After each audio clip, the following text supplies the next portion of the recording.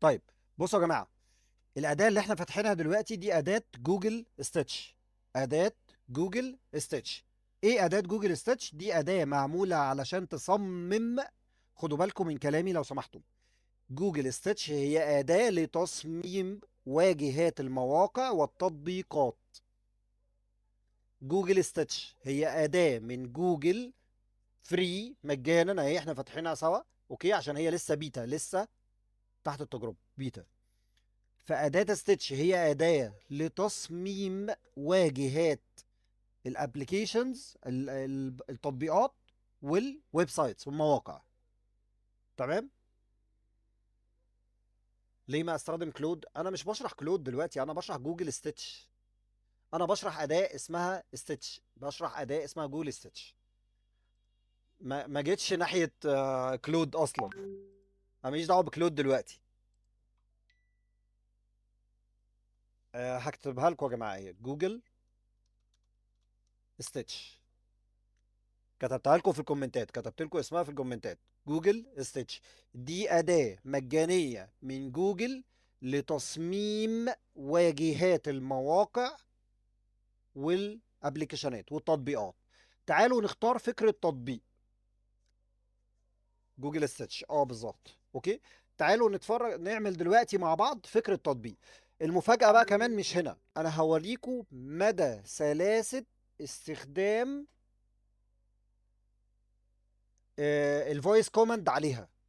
مدى سلاسة استخدام الفويس كوماند عليها. نركز والنبي، والله يا ريت الناس تركز، يا ريت الناس تركز والله معانا.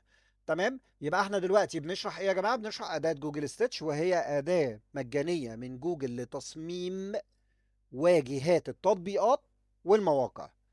فتعالوا مع بعض هنعمل مثلا تطبيق لتعليم الأطفال. أنا ما بوثقش اي اي لأنه ممكن يخرب المشروع، فأنا بعتمد عليه مساعد. هو ده الصح أصلا، المفروض إن أنا يعني استخدامي للاي اي استخدام مساعد. انا بستخدمه كمساعد ليس الا. اوكي. طيب يعني خليكم معايا بس دلوقتي كده يا جماعه، بس عشان احنا يعني هنقعد نتوه، يعني خلينا نركز بس في الحته دي. يبقى انا دلوقتي بنعمل ايه؟ احنا يا جماعه دلوقتي فاتحين موقع اسمه جوجل ستيتش، كتبته لكم في الكومنتات.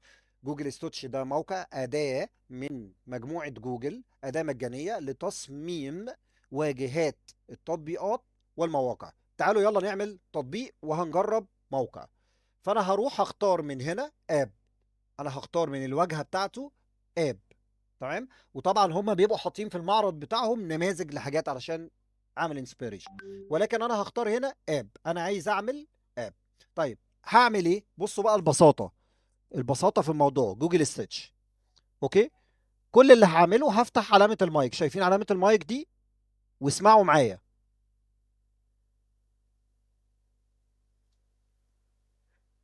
Hey, what are we designing? ممكن نتكلم بالمصري لو سمحتي؟ أكيد طبعا. تحب نبدأ بليه؟ كنت بفكر في فكرة تطبيق أطفال. التطبيق ده يكون خاص بتعليم القرآن الكريم. عايزه يبقى ألوانه جذابة، ويبقى فيه شخصيات كرتونية بسيطة، وفي نفس الوقت يبقى في انتر اكشن حاصل ما بين الطفل وما بينه، ويبقى في جزء خاص بالمسابقات وجزء خاص بحاجات ترفيهية، بحيث انه يبقى جذاب جدا للأطفال. وطبعا عايزه بالعربي، وألوانه زي ما قلنا مبهجة، وفي نفس الوقت يكون كل الأيقونات اللي عليه والحاجات تكون بأطراف دائرية، ما يبقاش فيها حاجة حادة، والرسومات اللي فيه والحاجات تكون جذابة جدا للأطفال. وأنا عايز الطفل لما يقعد عليه يبقى مش قادر يقوم، ويعلمه القرآن بطريقة سهلة جدا.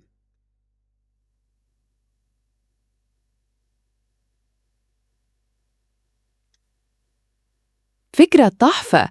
خلينا نعمل تصميم مبهج وجذاب للأطفال، ونركز على الألوان والشخصيات الكرتون التفاعل الجميل. إيه رأيك نعمل كذا صفحة مبدئية؟ تمام. تحب نشتغل على إيه دلوقتي؟ يلا بينا نبدأ ونعمل أكتر من صفحة، ووريني كل اللي عندك. فكرة ممتازة. تحب نعمل تصميم لأي نوع من التطبيقات؟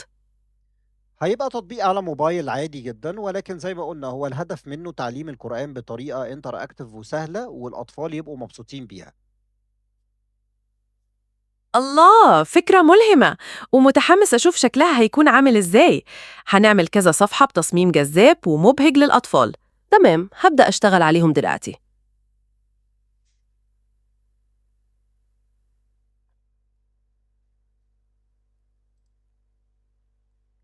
ايه رايكم؟ ايه رايكم في الحوار اللي حصل دلوقتي ده؟ بجد والله عايز اسمع رايكم في الكومنتات، اكيد انتوا كنتوا سامعين الحوار كله، قولي لي رايكم في الحوار. احنا هنتفرج دلوقتي سوا مع بعض، انا فاتح قدامكم اهو. هي بصوا بدأت تحط اصلا الكالر باليت وهتبدأ تشتغل. بس انتوا ايه رأيكم في الحوار؟ حوار بسيط جدا ما بينك وما بين الأداة باللغة اللي انت عايزها، باستخدام المايك من غير ما اكتب ولا كلمة حتى. تمام. وهي بدأت تشتغل. زي ما انتوا شايفين هي بدأت تعمل التصميمات. اه لا، ما تقلقش في الحتة دي، المصحف بيبقى مصحف ما بيبقاش محرف. شفتوا قد ايه يا جماعه؟ بصوا يعني الموضوع ابسط من البساطه يعني. احنا دلوقتي بمجرد استخدام اداه، هي واداه مجانيه، هتعمل لنا تصميم كامل لكل الواجهات بتاعه الابليكيشن. يعني حتى الجزئيه دي مش محتاجه. ولسه بصوا هي شغاله، عماله بتعمل ديزاين وعماله بترسم وبتحدد وشغاله ايقونات، وانتوا شايفين كل حاجه قدامكم. تيم شغال يا باشا. تيم شغال، انا قاعد مربع اهو، حاطط ايدي اهو وتمام. اسم الاداه جوجل ستitch، هتلاقيها في الكومنتات، الناس كلها كتبوها في الكومنتات. جوجل ستitch. لا، تطبيقات سطح المكتب لا، تطبيقات الويب اب. انا طلبتها بالعربي، اه هي لما فتحت انا قلت لها انا عايز اتكلم بالعربي، عايز اتكلم بالمصري. هنجربها دلوقتي تاني على الويب اب. هنجربها دلوقتي على الويب اب. بصوا كده ما شاء الله، يعني هي شغاله لسه. ايه رايكم؟ تيم ديزاينرز. فين عمر؟ عمر يو اي يو اكس فين؟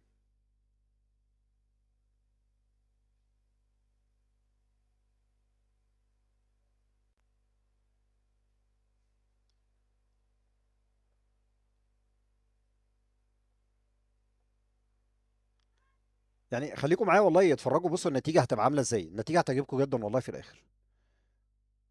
بصوا هي شغاله لسه، كل ده بتعمل جنريتنج. وطبعا هو بيبقى بيكتب في الجنب هنا كل حاجه. هو بيكتب اصلا هو بيعمل ايه وبيضيف ايه وبيحط ايه والكلام ده كله.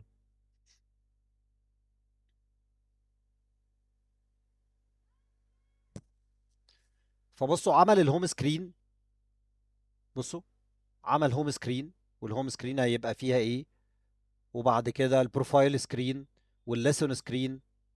عمل كل الحاجات كلها. طب لو انا عايز الكلام ده بالعربي، هقول له مجرد ان انا هقول لها برضو، انا يعني انا ستيل لسه احنا بنتكلم زي ما هي، فانا كل اللي هعمله ان انا هطلب منها بقية الحاجات زي ما هي، مش اكتر من كده. اوكي. الاداة اسمها جوجل ستitch، ودي اداة مجانية من جوجل. تخصصها تصميم واجهات التطبيقات والمواقع.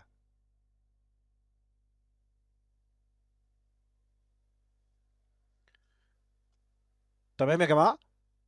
وبتبقى عملت لي التصميمات والحاجات بتاعتها. لو انا عايز منها اي حاجة خلاص انا بكلمها فويس كومنت. تعالوا نعمل حاجة جديدة.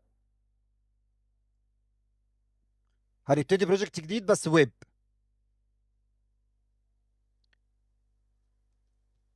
لا مفيش حاجة قتلت يا سامح، مفيش حاجة قتلت حاجة. هي طورت جزء بس معين، انما مفيش حاجة قتلت حاجة، كل حاجة ليها استخدامها وليها وضعها. تعالوا نعمل حاجة تاني يلا. تعالوا بقى نعمل موقع. كان في حد بيقول لي ويب سايت، مين اللي كان بيطلب ويب سايت؟ مين اللي كان طالب ويب سايت؟ سان رايز. سان رايز انت كنت عايز ويب سايت بتاع ايه؟ يعني بصي هعمله لك. هوريكي تصميم الواجهات بتاعته واقول لك بعد كده نعمل فيها ايه. عشان خاطرك بس. ممكن يعمل لي موقع ويب سايت اعمل فيه تصميمات للمجوهرات. احنا هنعمل دلوقتي حالا اهو. احنا هنعمل ما شاء الله جي جي فاكره مواد غذائيه. طب مواد غذائيه زي يعني انا اسف والله سان رايز، مواد غذائيه ايه يعني؟ مخزن مثلا او زي سوبر ماركت او كده؟ سامح عباده اقصد غير المحترفين. اه طبعا هي يسرت لغير المحترفين حاجات كتير جدا. يعني لعلمكم في ناس كتير جدا بيبقى عندها افكار ويب سايتس قويه جدا، ولكن المشكله كلها هو مش قادر يحدد الواجهات هيبقى شكلها ايه وعامله ازاي وفيها ايه. فبيبقى مساله التصور عنده محتاج تغذيه بصريه كبيره قوي. فاللي هو بيعمله ده بيديله الفرصه انه يفتح له تغذيه بصريه اكتر.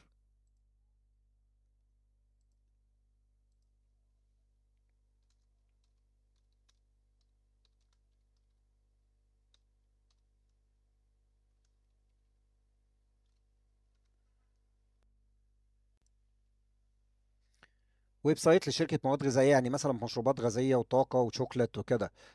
كموزع عام يعني ولا موزع للافراد؟ يعني انا بعرف تفاصيل اكتر لان المفروض ان احنا نقول لهم تفاصيل علشان يطلع حاجة كويسة.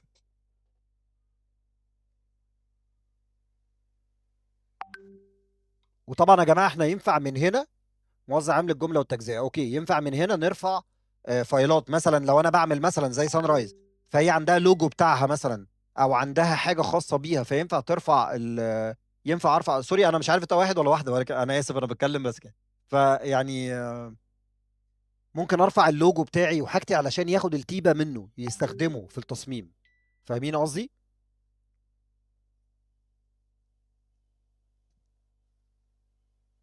انا واحده، اوكي طب تمام زي الفل ماشي. طيب خلاص تعالوا بصوا هنعمل ايه. انا هختار من هنا ويب. ركزوا معايا انا هشرح تاني استخدام جوجل ستيتش. خلاص. فانا دلوقتي هعمل ايه؟ هروح استخدم بقى ويب. ليه انا هبدا استخدم ويب دلوقتي؟ انا عايز اعمل ويب سايت. وهروح ادوس على علامه المايك، انا بشرحها تاني اهو. هروح ادوس على علامه المايك. اسمعوا. Hey, what are we designing today? ممكن نتكلم بالمصري لو سمحتي؟ طبعاً، إيه اللي في بالك علشان نبدأ؟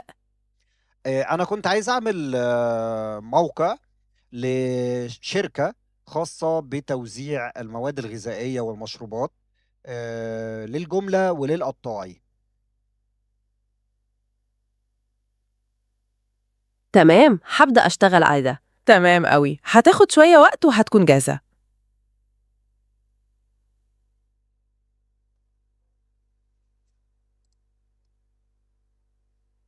تمام يا سان رايز. اوكي طيب هو انا هنا بعمل ايه؟ انا بعمل الديزاين التصميم. طب هل ينفع اخد التصميم ده واحوله لكود؟ اه ينفع اعمل ده. هوريكم ازاي. نعمل موقع لمحل مجوهرات، نعمل موقع لمحل مجوهرات. ابسط من احنا قاعدين بنتكلم. تمام. طيب خدوا بالكم بقى، احنا هنا دلوقتي يا سان رايز احنا عملنا هنا ايه؟ انا ما اديتهاش تفاصيل كتير، خدت بالكم المره دي ما اديتهاش تفاصيل، انا مجرد اديتها الهيد بتاع الموضوع. واديتها هي فرصه الابداع التحرك، فما حددتش الوان ما حددتش اي حاجه. تمام. ولكن الصح ان انا المفروض احدد كل حاجه. خد انا عايز الموضوع في الوان ايه، عايز الستايل ايه، الكلام ده كله. تمام. شغالين على ايه دلوقتي؟ شغالين على اداه جوجل ستيتش. وهي اداه مجانيه من جوجل لتصميم واجهات البرامج والتطبيقات والمواقع. وبنعمل دلوقتي موقع لشركة مواد غذائية. بنعمل تجربة على موقع لشركة أدوات غذائية، مواد غذائية سوري. زي ما انتم شايفين برضو نفس الموضوع شغال على الواجهات الرئيسية.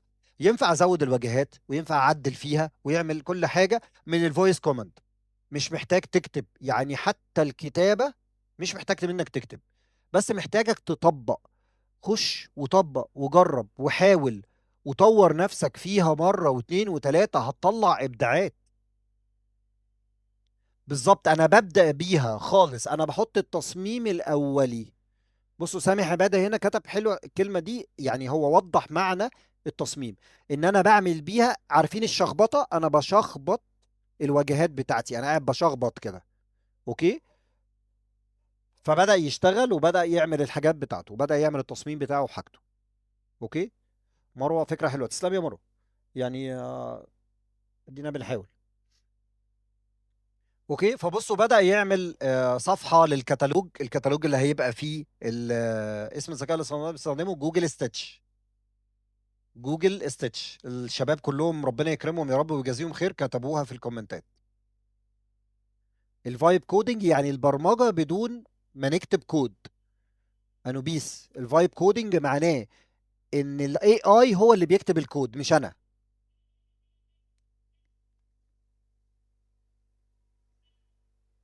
لا، ار ام 7 ده كده خدوا السبيلنج من جيهان. خدوا السبيلنج من جيهان ودودي. هم واخدين السبيلنج كاتبينه صح. جيهان ودودي. اوكي. سان رايز، اين انت؟ اخبار عاجله، جميل جميل جدا، انت اللي جميل والله. اي حد بيكتب كومنت كده وبيشارك معانا وبتاع الكلام ده كله. عبد الله الفقير، ويش جالس تسوي الان؟ بنصمم واجهه موقع شركه خاصه بالمواد الغذائيه، بتوزيع الجمله والقطائع لمواد غذائيه. تمام ماشي، خليكي متابعه معايا علشان هنكمل مع بعض. لا، وتعالوا نعدل عليه دلوقتي كمان. اوكي. فهو هنا عمل ايه؟ هو عمل الكتالوج اهو اللي فيه المواد الغذائيه والحاجه، وعمل جزء تاني للهوم، وعمل، بصوا، بدأ يعمل حاجات. طيب تعالوا بقى احنا هنعمل ايه. احنا دلوقتي مثلا كل الكلام ده كلام حلو، بس احنا عايزينه بالعربي. مش كده؟ صح يا سان رايز؟ احنا عايزينه بالعربي. اسم الذكاء الاصطناعي الشباب بيكتبوه في الكومنتات، جيهان ودودي هتلاقيهم بيكتبوهم في الكومنتات. هل تعلم الاي اي هينفعني في المحاسبه؟ طبعا طبعا.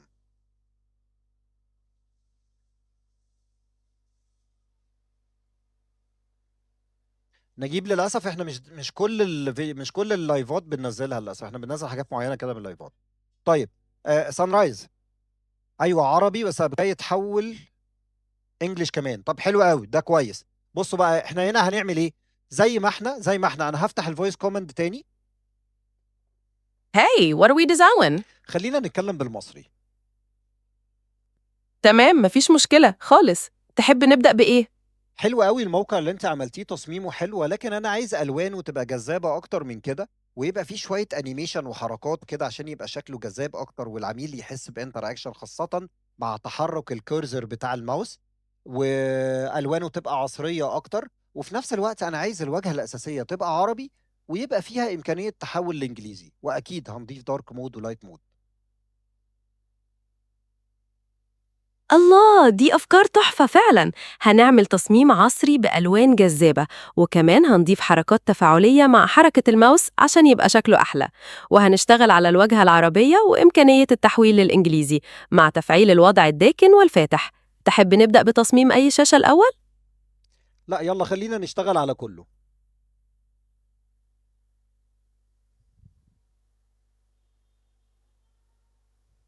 التغييرات دي على كل الشاشات الموجودة. ثواني بس. تمام، خلينا نشوف الموضوع ده. تحب نركز على أي جزء معين في التصميم دلوقتي؟ اكيد الواجهة الرئيسية، الهوم بيج، لازم تبقى اقوى حاجة لان دي اول حاجة العميل هيشوفها. فعلا دي أهم شاشة. هنعمل لها تصميم مبتكر وجذاب يعكس الهوية البصرية للموقع، مع تطبيق أحدث الألوان العصرية والتحسينات الحركية. ثواني بس وهيكون جاهز. ايه رأيكم؟ سمعوني رأيكم. مجاني، مجاني يا عبد الله. جوجل ستيتش أداة مجانية من جوجل لتصميم واجهات التطبيقات والمواقع. سمعوني آرائكم يا جماعة، شاركوني، حسسوني ان انتم معايا في اللايف. ايه ده؟ انتم مش اخواتي وحبايبي واهلي وناسي وكل الحاجات الحلوة دي؟ هبة، تسلمي يا هبة، الله ينور. ايوه كده، سمعوني. اي نعم. جيجي قالت لك اي نعم.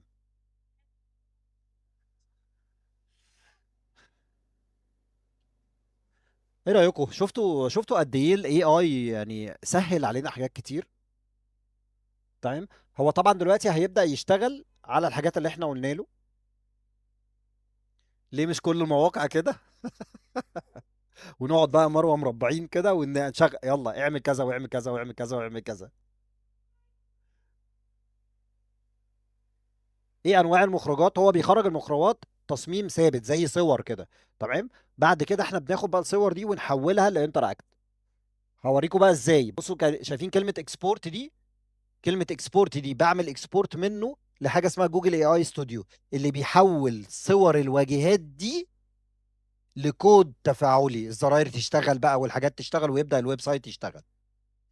اي نعم مجاني. هي جوجل ستيتش هي أداة مجانية من جوجل لتصميم واجهات المواقع والتطبيقات. ده هيقعد ناس كتير في البيت. بالعكس بالعكس يا هبه والله.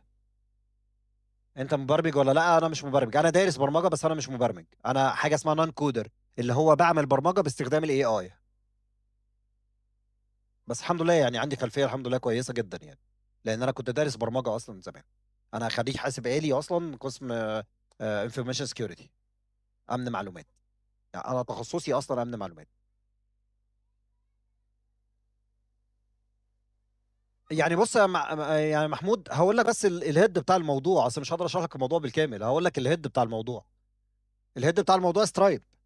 استخدم سترايب يا باشا، وعلى طول تحقق الكود على الدفع وانت مغمض. هو بيصدر على جوجل استوديو، بيصدر لجوجل استوديو. هوريكوا دلوقتي، بس طبعا احنا طلبنا منه طلب عام قوي، فلسه قدامه شويه على ما يشتغل عليه.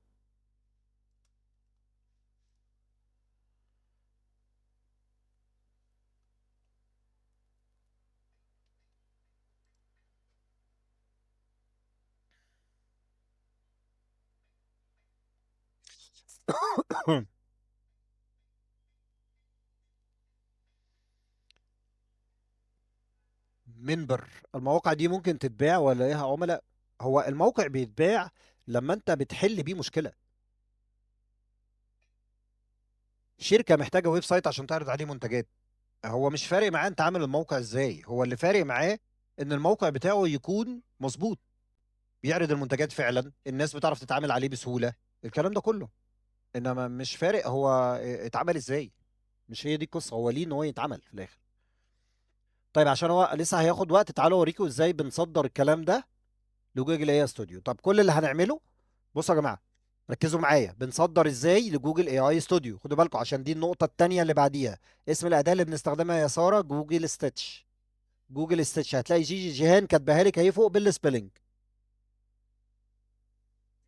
اوكي. طيب بعلم كده على الواجهات بتاعت الحته اللي عجباني، انا عاجبني خلاص الواجهات دي عجباني، بروح معلم عليهم، مسلكت كده الواجهات اللي عجبني. اوكي. وهروح لاكسبورت. شايفين هنا ينفع اودي لاي اي ستوديو، وينفع اودي لفيجما، وام سي بي، ونيت لايفي، ولافابل، وبولت، وكل المواقع اللي انا ينفع احمل عليها. تاني، ما هو لو كبرتها انت هتشوف الشكل بس، انا عايز اوريك الحاجات كلها. تاني يا جماعة، ركزوا معايا. دلوقتي علشان اعمل اكسبورت، فانا بعلم على الواجهات اللي انا محتاجها، وبروح على كلمة اكسبورت، الكلمة بتاعت الاكسبورت اللي فوق دي اهو، يعني اهي كلمة اكسبورت اللي فوق اهي. خلاص. دي كل الحاجات اللي انا ينفع اعمل اكسبورت ليها: اي اي ستوديو، فيجما، ام سي بي، نت لايفي، لافابل، بولت، دوت زب، ينفع انزله فايل مضغوط. اوكي. كل دي كده، كل دي ينفع ان انا اعمل داونلود لاي حاجه في يوم. تمام. ينفع احول الحاجات دي ليهم عشان ابدا احول البروجكت بتاعي لكود.